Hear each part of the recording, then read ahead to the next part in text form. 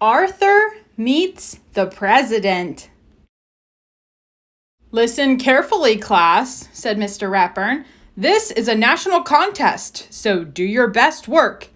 I love contests, said Muffy. What do I win? The winner visits the White House in Washington, said Mr. Ratburn. What do we write about? Asked Arthur.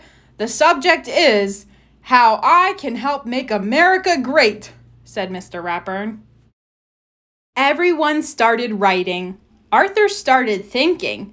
He thought about the time he and D.W. helped old Mrs. Tibble clean her yard. He thought about how much more they could do in the neighborhood if the whole class helped. Then he began to write. Weeks later, when Mr. Haney, the principal, was opening the mail, his hands began to shake. "It's a letter from the president," he gasped. Miss Tingley, the secretary, fainted. Prunella, who was in the office with a stomachache, suddenly got better. "Open it!" she shouted. Mr. Haney clicked on the PA system. "Attention, everyone! The President of the United States has written to announce the winner of the How I Can Help Make America Great contest. And the winner is our very own Arthur. He and his class are invited to attend a special ceremony at the White House." Mr. Ratburn's class went wild. "Congratulations, Arthur," said Mr. Ratburn. "You'll have to work hard to memorize your paper so you can recite it to the president next Wednesday." "Memorize? Recite?" asked Arthur. "Of course," said Mr. Ratburn. "We'll all be there cheering you on." "You're on TV!" screamed D.W. when Arthur got home. "Listen!" "He will recite his winning essay to the president and all of America," the announcer was saying. "I feel sick," said Arthur. "Not as sick as you'll feel when you're giving your speech," said D.W.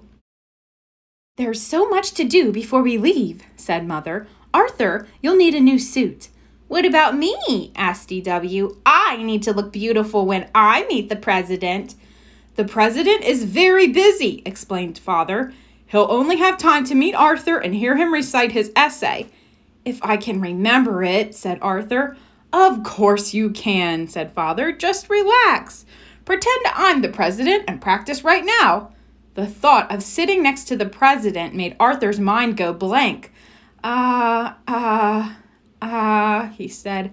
"Uh-oh," said D.W. Monday at school, everyone was busy planning the trip.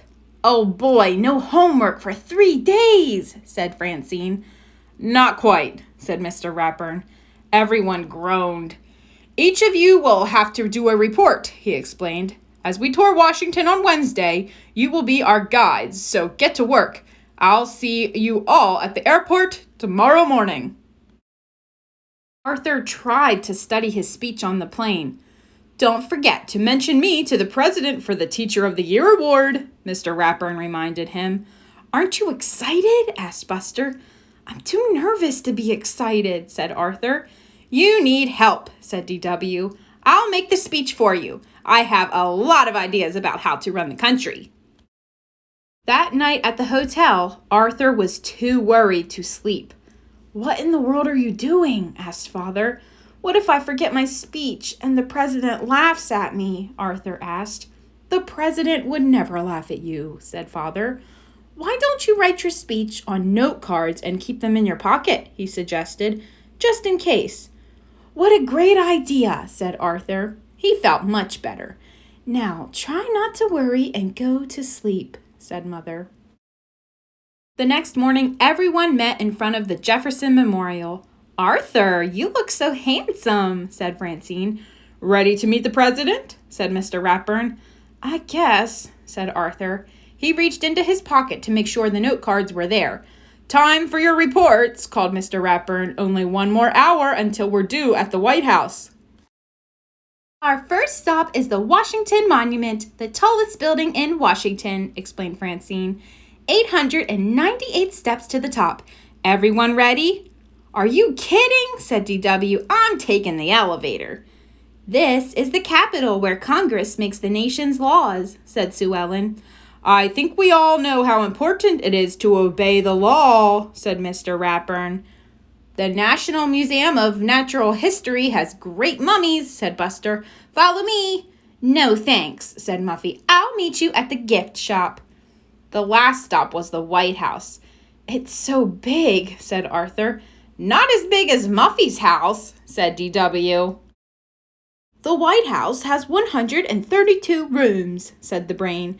Every president except George Washington has lived here. It has a barbershop, clinic, indoor pool, theater, gym, and its own library. And the president's office has fancy gold curtains, just like the ones in our living room, said Muffy. Excuse me, said the president's secretary. The president is arriving. Please follow me to the rose garden. Arthur gulped. It was almost time. He took out his note cards. Suddenly, a strong wind blew through the garden. Here comes the president, squealed Muffy. My speech, gasped Arthur. Relax, said Mr. Ratburn. You'll be fine. DW wasn't so sure. She had a plan. Arthur had never seen so many important-looking people. Good afternoon, Mr. President, he began. When I think about what I can do to make America great, Arthur began to feel very warm. His knees began to shake. His mind went blank. This is the worst day of my life, he thought. Suddenly, Buster giggled. Soon, everyone else joined in. Even the president was laughing. Arthur turned bright red. And when Arthur saw what they were laughing at, he laughed too. Now Arthur felt much better. He recited his whole speech without forgetting a single word. And in conclusion, he said, we can all help make America great by helping others. Good, said DW, then help me down.